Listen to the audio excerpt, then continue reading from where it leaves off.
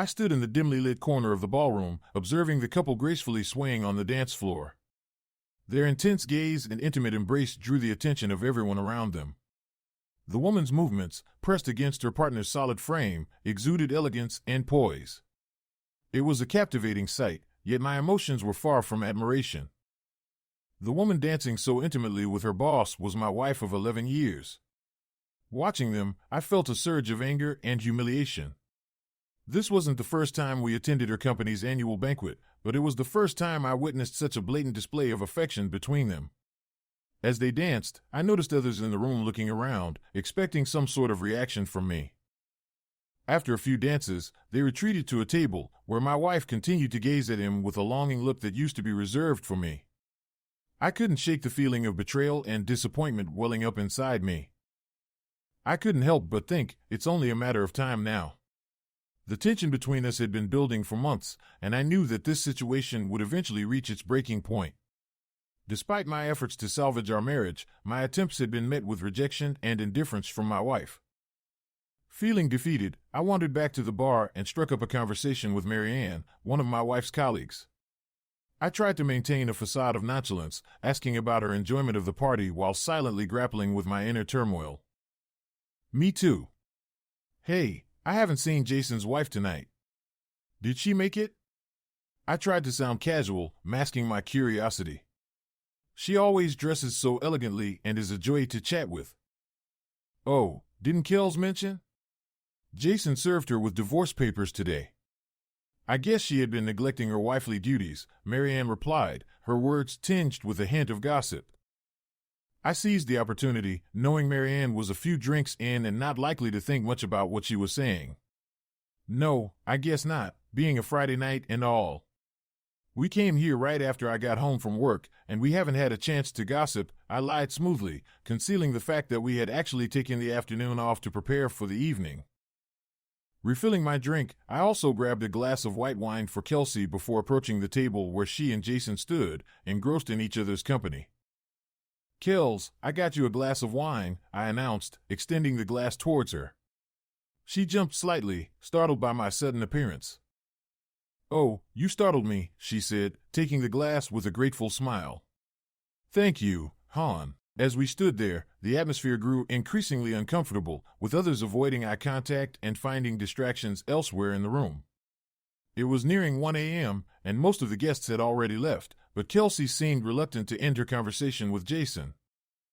We should probably head home, honey. I still have to run the babysitter home, and we promised her we wouldn't be past 2 tonight, I suggested, aware of the need to interrupt their interaction. Yeah. Okay. Guess we have to go. I'll see you Monday, Kelsey agreed, smiling with visible relief that the awkwardness was coming to an end. Jason, good to see you, I said, extending my hand for a handshake.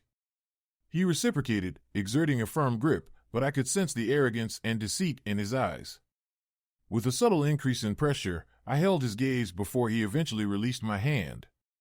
After bidding the others good night, we left the room and headed home. During the car ride, we didn't speak much, but Kelsey wore a radiant smile that illuminated her face.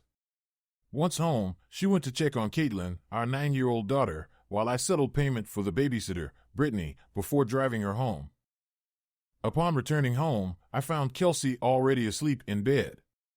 After checking on Caitlin, using the bathroom, I retired to the spare room for the night. The thought of intimacy hardly crossed my mind, given how infrequent it had become between us. Closing my eyes, I drifted into a restless sleep, my mind preoccupied with the tasks of the next day. Early Saturday morning, I found Caitlin in the family room watching her shows. I greeted her with a wave and asked if she had eaten breakfast. Yep, she replied, waving her spoon energetically, splattering drops of milk onto the carpet. All right, be quiet, Mom's still asleep, and I need to work in my office, okay? I whispered. Okay, Dad, she responded, a tad too loudly, making me chuckle at the failed attempt to keep noise levels down. Around 8:30, I called my lawyer, knowing he worked from home on Saturday mornings. Morning, Bill, it's Matthew Franks, I greeted. Good morning, Matt. I assume this isn't a pleasant call, he responded, already anticipating the nature of the conversation. You're correct. It's time to set the plan in motion. Jason served his wife yesterday. Have we confirmed if Kels has consulted a lawyer yet? I don't believe so, but I'll reach out to the sleaze and confirm, Bill replied. Let's meet in half an hour at the coffee house. You can sign and date the forms, and my assistant will notarize them. We'll file first thing Monday morning and have her served at lunch. Sounds good. See you shortly, I agreed before ending the call. Arriving early at the coffee shop, I picked up my order and settled into a chair by the fireplace. As I sipped my coffee, my thoughts drifted to the surreal realization that I was about to divorce the love of my life. It's challenging to pinpoint the exact moment when I realized our comfortable life was unraveling, but it was likely when I received a traffic ticket in the mail. It was one of those automated red light camera tickets. Opening it, I recognized Kelsey's image captured by the camera. However, what caught my attention was the presence of another man's arm in the photo, despite his face being obscured. The date and timestamp, March 5th at 14:39, struck a nerve, prompting me to dig deeper into our phone records from that day. Kelsey at 11:19, dropping by Mary's after work to pick up clothes for Kate. I recall thinking this wasn't out of the ordinary. Mary's daughter often passed down clothes, though usually Mary brought them to work. But my suspicions weren't raised. Matt at 12:03, no worries, want me to make dinner? Kelsey at 12:10, yeah. Matt at 12:11, what time should we expect you? Kelsey at 12:12, 6-ish, we might chat for a minute. Matt at 12:42, okay, have fun. Kelsey at 2:10, thanks, we will. That's interesting, I thought, checking the intersection on Google Maps. It was on the other side of town from Marianne's place. Still, it could be innocent, right? But then, pieces started to fall into place. Since late November, Kelsey had been distant. During the holidays, we argued over trivial matters. By January, she avoided holding hands while shopping or walking. Our conversations dwindled to work and Caitlin. We stopped discussing our dreams, vacations, or the future. I've had a trust fund since childhood, a legacy from my great-grandfather's investments in undeveloped land. With each generation, the trust grew. Upon inheriting my father's estate, I merged his trust with mine. Despite our financial security, Kelsey and I continued to work, planning for retirement. Our prenuptial agreement, regularly updated, safeguarded our assets. Yet, concerned about recent developments, I consulted my family lawyer for advice. We could hire a PI to investigate, suggested Bill Manson, my lawyer. However, they're tied up at the moment. It might be weeks before they start. I can't wait that long. Any other options? I inquired. There's Larry the Sleaze, an ex-cop known for quick results, but his methods are questionable. It's not a long-term solution, Bill cautioned. Why do you call him the Sleaze? I chuckled. I want everything done by the book, so if we uncover anything, we're on solid legal ground. He's within the bounds of the law. He's known for gathering detailed evidence like photos, videos, emails, and phone conversations that toe the line but are often admissible in court. Whatever he finds is usually conclusive proof of infidelity, Bill explained. As long as it's legal. If need be, we can switch to a more reputable investigator later, I suggested. Can he start today? I'll check with him and keep you updated, Bill assured me. Great, thanks. I filled out paperwork for both the lawyer and the sleaze, coordinated with my accountant, and paid a retainer from my personal account, keeping Kelsey in the dark. I didn't want to alarm her if I was wrong about the situation. Meanwhile, I made efforts to repair our marriage. People don't change without a catalyst, and I was determined to be a better husband. I showered Kelsey with attention and affection, aiming to be the envy of her friends. Despite my efforts, it became clear that our relationship had deteriorated beyond repair. One Thursday afternoon, I returned to Bill's office to review the sleaze's findings. The evidence was overwhelming: hours of footage, photos, recordings, and emails detailing Kelsey's affair with Jason Stanton. I was shocked and devastated. Jason, with his charm and success, had wormed his way into Kelsey's life through her job. I never imagined she would betray our marriage in such a way. Overwhelmed, I struggled to breathe, my chest tightened, and I felt dizzy. I leaned back, focusing on my breath until the panic subsided. The sense of loss and emptiness was overwhelming. I had lost my best friend, my confidant, my lover, and the mother of my child. I couldn't see a way out of the despair, and then the sleaze added to the weight. He played a recording from the previous day, the reason for gathering us all together. Kelsey, really? You love me? Her excitement was palpable. Jason, yes, my darling, you are the most perfect woman. I love you, and I want us to be a family. Kelsey, you mean you, me, and Caitlin? Jason, of course. Kelsey, what about Matt and, Shannon? Jason, we'll divorce them. You'll get Caitlin, and we'll live as a happy family. There was a pause in the conversation, presumably as Kelsey processed the bombshell. You do love me, don't you, Kels? Kelsey, yes, of course, I do. I never gave much thought to leaving Matt. Is all. Jason, well, give it some thought. He could never give you what I can. You will be the belle of every ball, part of high society. Go places and see things that loser could never afford. I could feel the contempt in his voice and imagine the disdain on his face. Kelsey, it would kill him to lose Kate. We are his world. Jason, I'll be 10 times the father than that loser ever could be. In a year, she won't even want to go and see him. Kelsey, why do you hate him so much? What has he done to you? Her tone held a hint of concern. I shared her curiosity. Jason, he doesn't deserve you, Kels. That loser has no ambition, no drive to be anything more than what he is today, a drone making someone else rich. Kelsey, you do know he is a plant manager, right? He has 400 people in his plant, and they have the highest production rates and the largest revenue per square foot of any of the plants. I felt a surge of pride hearing Kelsey defend me, even though I wished this conversation were happening elsewhere, not in a hotel room. Jason, he's a coward, a weak beta who lacked ambition in school and hasn't even earned his MBA. He served his purpose, Han. I can outperform him any day of the week. Kelsey, Jason, don't think you are so much better than Matt. He's not a coward. You don't know about his past. He had a rough upbringing and is skilled with guns. He nearly went down a dark path until he decided to pursue education.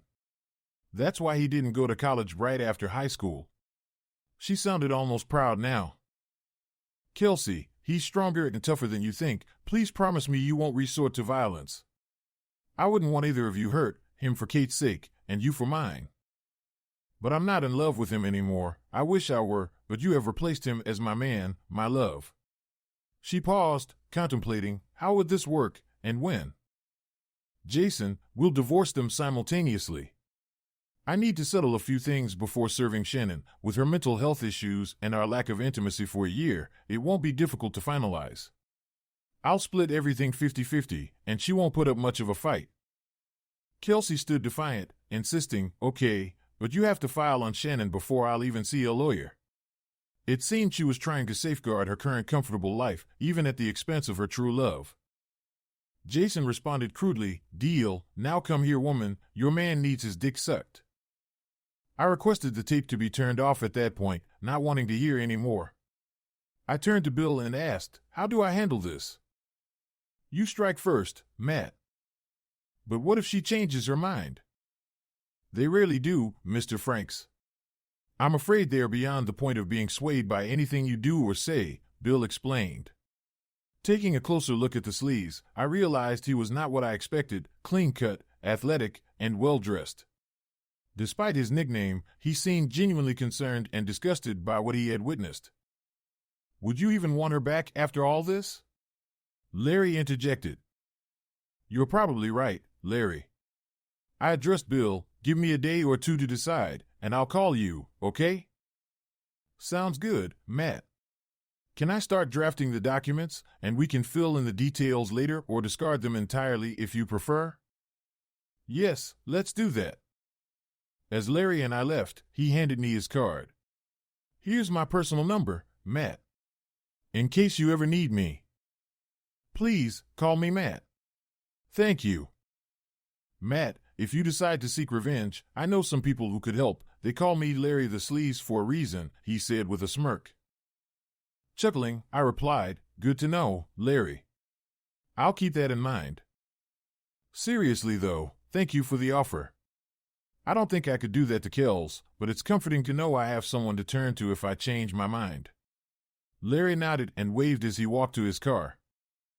Throughout the weekend, I agonized over my decision, struggling with feelings of doubt, anger, fear, and frustration. The humiliation and loss of my self-identity weighed heavily on me.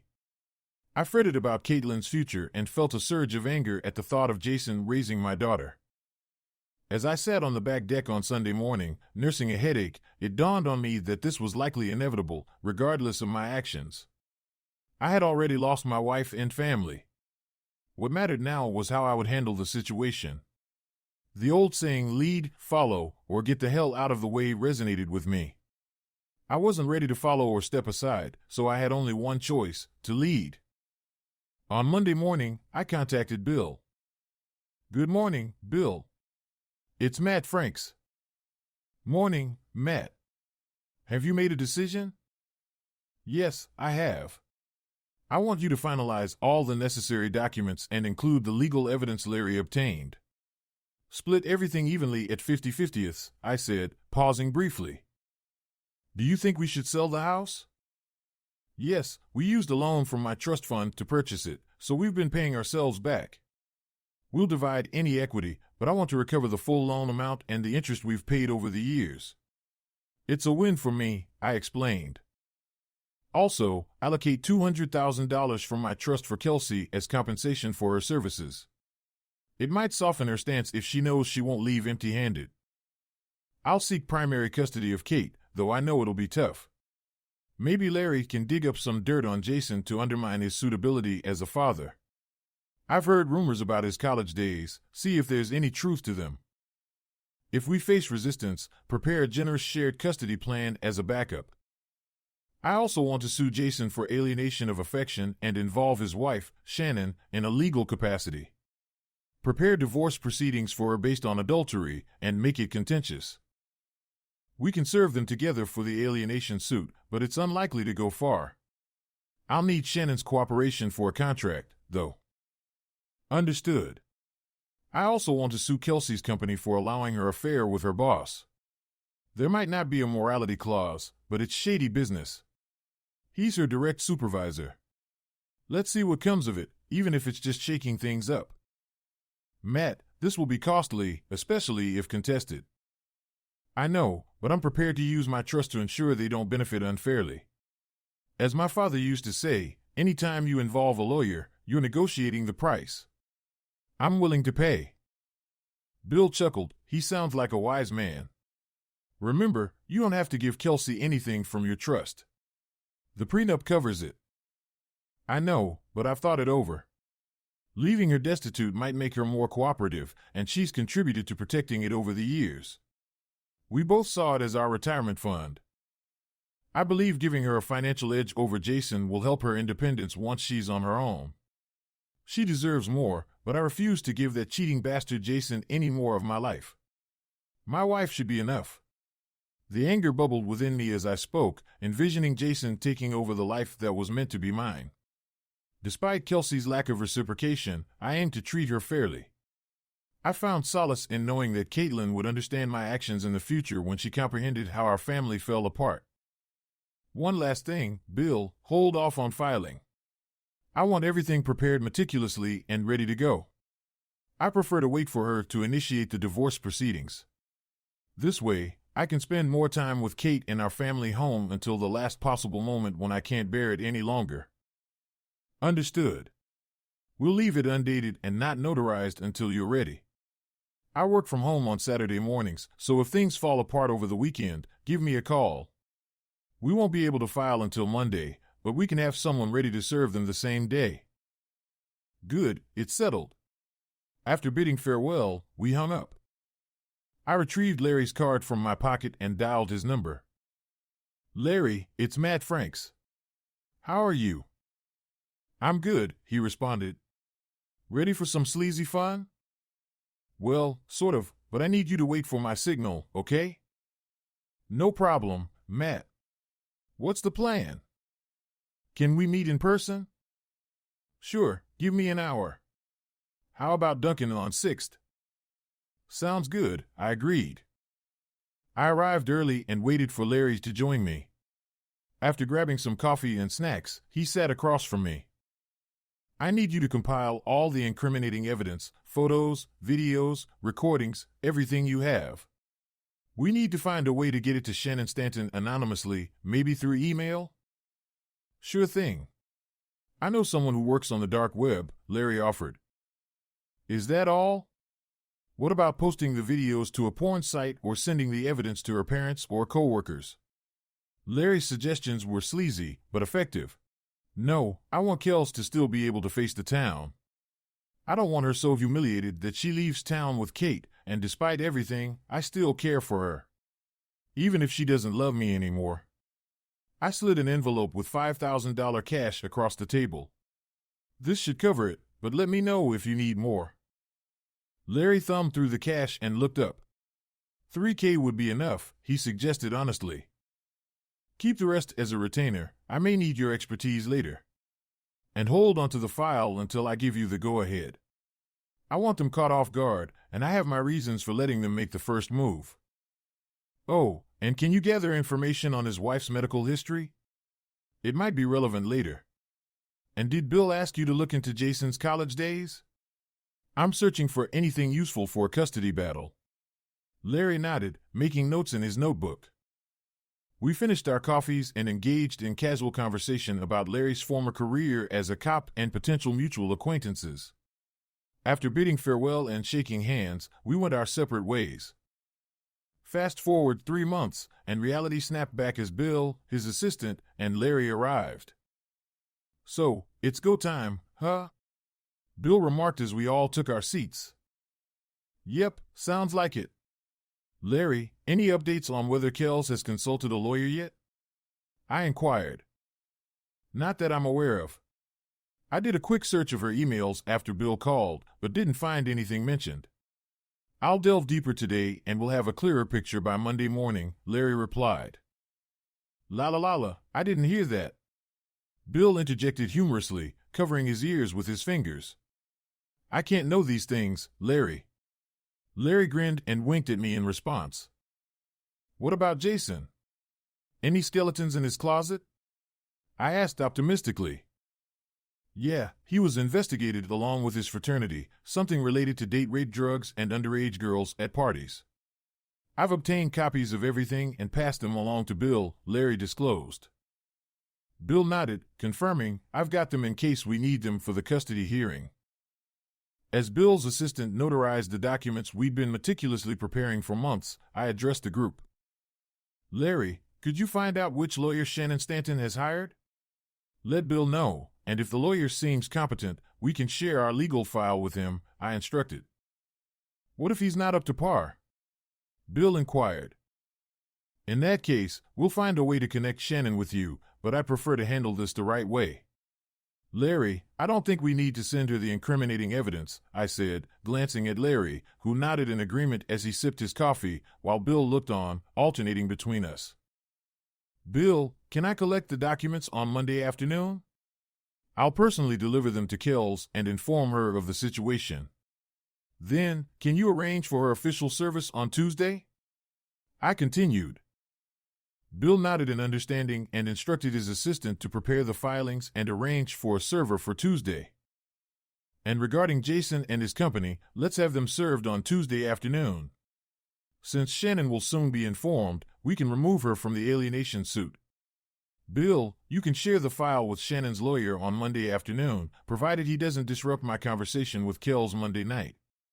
By Wednesday, everything should be set in motion, I concluded with a sigh. Matt, have you considered where Kelsey will stay on Monday night? Bill queried. Not until now. Any issue with her staying at the house temporarily? I replied. As long as you don't obtain a restraining order and she agrees, it shouldn't be an issue. However, I would advise against sharing a bed, just to avoid any complications, Bill advised. No problem, we're not intimate anymore anyway, I assured him. Hey Larry, any updates on Shannon's medical situation? I inquired. She's been dealing with depression and bipolar disorder for years. Apparently, her medication affected her sex drive, and Mr. Wonderful went looking. Larry started to say more before realizing my connection with Jason. I gave him a knowing smile. Do we need to be concerned about this, Bill? I turned to Bill for input. Not immediately, but it might factor in later during the custody discussions. We can include it as a condition in the final agreement to ensure Caitlin is never left alone with her, Bill replied, jotting down notes on his iPad. Sounds reasonable. It's better to be safe than sorry, I remarked, feeling the weight of the divorce process on my shoulders. Divorce is a messy business, I thought to myself. After a few more minutes of discussion, we wrapped up our strategy session and went our separate ways. The weight of the impending conversations with Kelsey weighed heavily on me throughout the weekend, though she didn't seem to notice. On Sunday, I arranged for my aunt to pick up Caitlin from school and spend the night, giving me an opportunity to speak with Kelsey about important family matters. I decided to break the news to Caitlin on Tuesday night, hoping to shield her from the initial shock. As I spent more nights in the spare room, Kelsey seemed relieved when I retired there each evening. Sunday night, I reviewed my checklist and plan before drifting off to sleep in the early hours of the morning. Monday morning, I informed my VP of operations and key staff members that I needed the week off. Later that afternoon, I visited Bill's office and found him and Larry amidst a flurry of activity. We filed at the courthouse this morning, and here are Kelsey's documents as requested. The official service will take place at your home around 9 a.m. tomorrow. Is that suitable? Bill handed me the envelopes. Yes, that works. I'll encourage her to take the week off. I'll let you know if anything changes, I replied. Good. Larry located Shannon's lawyer, who seems rather competent.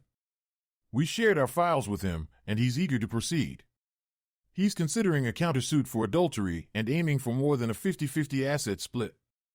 But he assured us he won't take any action until tomorrow morning, so we're in the clear for now, Bill informed me. All right, gentlemen, do we have everything covered? I inquired, feeling a sense of unease. It seems Kelsey has an appointment with her attorney next week, based on her recent calls and emails. And Matt, feel free to reach out if you need further assistance, Larry mentioned discreetly, earning a sharp glance from Bill regarding our ongoing activities. Okay, thanks Larry. I'll keep that in mind, but I think we're good for now, I replied, hoping I wouldn't need to delve deeper into this mess. It all hinges on Kelsey and Jason at this point. Leaving Bill's office, I sent a text to Kelsey. Matt at 1:55, Kels, will you be home around 5:30 tonight? Kelsey at 2:02, yes, around 5:30. Why, what's going on? Matt at 2:04, nothing much, just wanted to make it up to you after being a bit preoccupied this weekend. I arranged for Aunt Alex to take care of Caitlin tonight and stay over. Thought I'd bring home some dinner. Any cravings? Kelsey at 2:16, that sweet smiling face with smiling eyes Chinese. Matt at 2:20, got it. I'll have dinner ready at 5:30.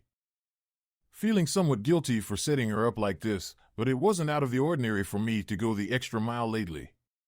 Hopefully, she'd just think I was being unusually attentive and caring. Monday evening 5:30, Kelsey arrived home around 5:15 and changed while I set the table and served the food. I poured us some wine and sat down at the table as she joined me.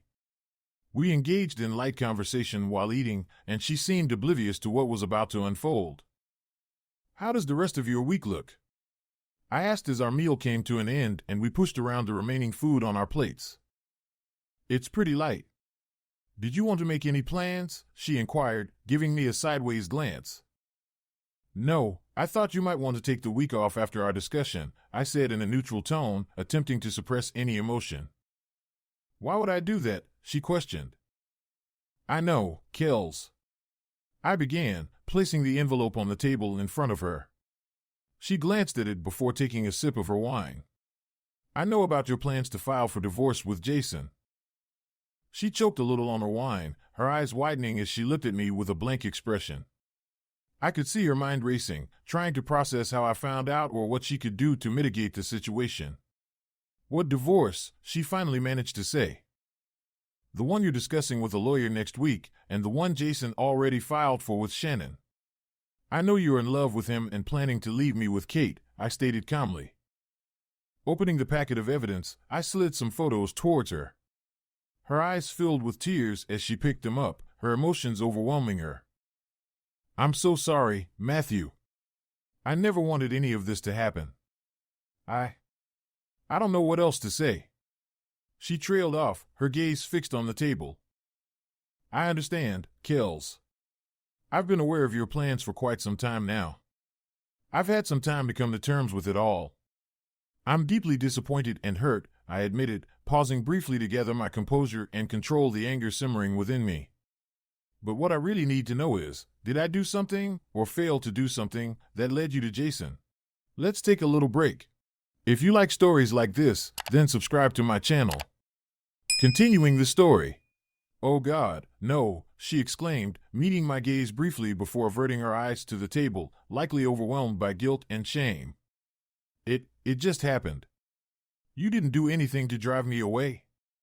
You've been a wonderful husband and father. I fell for him," she confessed. I felt a mix of disappointment and relief. It seemed that her feelings for me had simply faded, and Jason had taken advantage of the situation. There was nothing I could do now to salvage our marriage. It was over, and all that remained was the paperwork. I handed her the terms of the divorce settlement. "Here's the settlement I'm proposing. I've already filed, so you only need to contest it if you disagree with my terms," I explained. "The main points are, the prenuptial agreement remains in effect, so my trust is off the table. I suggest we sell any shared assets and split the proceeds evenly, including the house. Since I filed first, I'm requesting full custody of Caitlin, with minimal child support from you. You'll have generous visitation rights, and Caitlin will remain on my insurance, though you'll need to arrange your own. You'll keep your 401k and any premarital investments, as well as the inheritance from your mother. I don't want to take anything that's rightfully yours. I'm also releasing $200,000 from my trust to help you set yourself up. I'd advise getting a prenuptial agreement to safeguard it if you and Jason move forward. I want to ensure you can be financially independent, as I'm not asking for spousal support," I concluded, observing her reaction to my proposal. "I believe I should have custody of Caitlin. She needs her mother as she grows," she asserted flatly. "I agree, but we can arrange that through visitation and communication. Frankly, I don't trust Jason with our daughter. I know he plans to win her over with gifts and charm, but he won't manipulate her away from me. I'm already allowing him to have my wife. He won't have my daughter as well. I understand you'll want to negotiate the custody terms, so let's let the lawyers handle it and try to remain civil," I suggested, extending an olive branch when I noticed her discomfort. "He wouldn't harm her, and it's your actions that will drive her away. Taking her from her mother is a sure way to do that," she retorted. "Regardless, Caitlin will remain with me until we reach another agreement. You can stay in the master bedroom for a few nights or the week until you make other arrangements. Kelsey, I still love you deeply. I had hoped we'd face the world together, but I'm hurting, and I don't know what to do anymore. My world feels like it's falling apart, but I'm striving to be fair and compassionate. I don't want to hurt you as you've hurt me. But if you escalate things or involve Jason in our affairs, I won't hesitate to respond in kind. And trust me, I have resources neither of you possess," I conveyed, my tone now tinged with anger, a side she hadn't seen often. "Let's keep things civil and let the lawyers handle it. It's crucial for Caitlin to see us being amicable. I envision us both playing significant roles in our daughter's life," I implored, hoping to avoid a bitter confrontation. "I'm off for the rest of the week. Legally, you need to be officially served, which is scheduled for 9 a.m. here at the house. I didn't want to embarrass you at work, so you might consider taking a few days off too. It'll be tense for us both at home, but I thought we could sit down with Caitlin tomorrow night or keep her home on Wednesday to discuss everything. What do you think?" I asked, noticing Kelsey had stopped eating and looked visibly affected. The gravity of her actions seemed to dawn on her, and she appeared remorseful. Okay, Matt. You've clearly planned ahead and got the jump on us somehow. I'll call into work first thing and be home through Wednesday at least. Do you think Alex can take care of Caitlin tomorrow night as well? Maybe we keep her out of school tomorrow and bring her home Wednesday morning for our talk? Kelsey suggested, her expression a mix of confusion and resignation. Larry the sleaze, I mentioned proudly, seeing her puzzled look. My PI, Larry, uncovered this after I sensed something was off. I'll call Aunt Alex right away. That sounds like a good plan. With that, I bid her good night, allowing her some space to process the situation. Watching her retreat into the master bedroom, I reflected on the events and prepared for the next steps.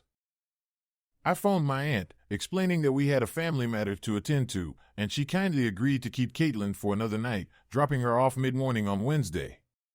I also spoke with Caitlin, informing her that she wouldn't be going to school the next day. Though still confused, she accepted the arrangement, knowing that Mom and I would explain everything on Wednesday. As I tidied up and prepared for bed, I could hear Kelsey murmuring through the door, possibly on the phone, followed by soft sobs as she grieved the end of our marriage. Tuesday rolled in, and I could tell Kelsey was up early, making work-related plans as she descended the stairs in casual attire. At exactly 9, she received her official service and packet at the door, minus the photos and transcripts, which she likely reviewed last night in her room. Shortly after, she grabbed her keys and purse and left, without mentioning her destination, but I assumed it was to meet Jason, her lawyer, or someone else for support. Later in the afternoon, Bill called to inform me that both Jason and their company had been served with our lawsuits. He also mentioned that Jason had been served with Shannon's countersuit around the same time and was visibly upset. Bill advised me to lay low and be cautious, as the server had reported threats from Jason towards me. I hadn't anticipated Jason's reaction, given that he was getting everything he wanted. Nevertheless, just to be safe, I retrieved my 1911.45 ACP handgun from the gun safe, ensuring it was loaded and tucked it into my chair while I watched TV. A few hours later, I was standing by the sink when I saw a black BMW screech into my driveway, and an enraged Jason leaped out, brandishing a baseball bat. Sensing danger, I hurried to my chair where my cell phone lay, ready to dial 911. I felt secure knowing the door was locked. Dialing 911, I reported that my wife's boyfriend was wielding a baseball bat in my driveway, and they dispatched units to my location. Just then, a second vehicle pulled up, likely Kelsey's, judging by the commotion outside. Then, a shrill cry pierced the air. My heart raced as the front door splintered from a powerful kick, and Jason barged in, yelling profanities and threats. With a sense of calm determination, I reached for my pistol, anticipating the worst. Jason swung the bat wildly, while Kelsey's panicked cries echoed from outside. I took your wife. And now I'm going to fucking kill you and take your daughter too, you fucking pussy, he bellowed, his eyes ablaze with fury. I allowed him to advance a few more feet before drawing my pistol from the seat cushion. Despite his menacing demeanor, I remained composed, knowing that his rage had clouded his judgment and his bat would be ineffective at this distance. The sharp report of the bullet chambering echoed loudly, breaking the tense silence. The first shot struck Jason just below the sternum, grazing a rib as it tore through his liver and exited his back. Acting on instinct, I fired 2 more rounds in rapid succession, each finding their mark with deadly accuracy. The second bullet shattered his sternum and punctured his heart, while the third pierced his brainstem as he stumbled forward. As Jason fell, his body convulsed with the impact of the final shot, sending him crashing to the ground with a sickening thud. The force of the bullet propelled fragments of bone and tissue into the air, narrowly missing Kelsey as she stood frozen in shock. The scene erupted into chaos as screams filled the air, blending with the wail of approaching sirens. Responding officers rushed in, shouting commands and swiftly restraining Kelsey, who was covered in a gruesome mixture of blood and brain matter. In the aftermath, Jason was pronounced dead at the scene, his demise the tragic consequence of his affair with Kelsey and the ensuing revelation of their infidelity. The police investigation revealed the sequence of events leading up to the fatal confrontation, shedding light on the circumstances that had culminated in such a violent end. Amidst the turmoil, I found myself grappling with the gravity of what had transpired, overwhelmed by the repercussions of my actions. The ensuing weeks were a whirlwind of legal proceedings and emotional turmoil as the full extent of the tragedy unfolded. In that moment, Jason saw me as the embodiment of evil, the one who had thwarted his carefully laid plans and dared to stand against him. Fueled by rage, he grabbed a souvenir bat from his office and headed to my house, driven by a need to exact revenge. Little did he know, I had been forewarned of his intentions and was prepared for his arrival. Kelsey, catching sight of Jason through a second-floor window, realized where he was headed and rushed to intercept him in the driveway. She attempted to calm him down, fearing for my safety. However, her efforts were in vain as Jason, in his fury, shoved her aside, leaving her with a black eye but no other physical injuries. Yet, the emotional scars ran deep, haunting her with nightmares for months to come. Amidst the chaos that ensued, I spoke with Kelsey briefly, amidst the whirlwind of police interviews, legal proceedings, and courtroom visits. However, we never delved into a deeper discussion about the events that transpired that fateful day.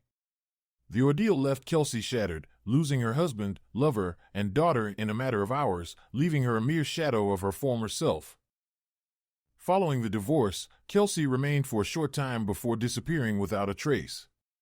She never contested the divorce or sought legal representation, and eventually, her portion of the financial settlement was returned to me.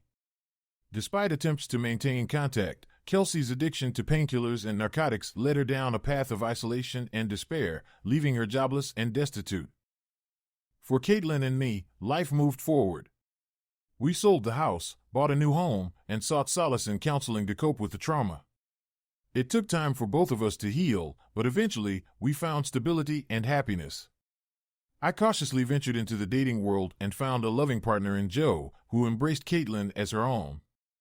Together, we navigated life's challenges and celebrated milestones, all while carrying the weight of Kelsey's absence. Despite our efforts to locate her, Kelsey remained elusive, and we eventually accepted that she may never be found. The years passed, and we built a life filled with love and joy, grateful for the strength to overcome adversity and move forward. Though the scars of the past remain, we've learned to cherish the present and look toward the future with hope and resilience. Thanks for watching.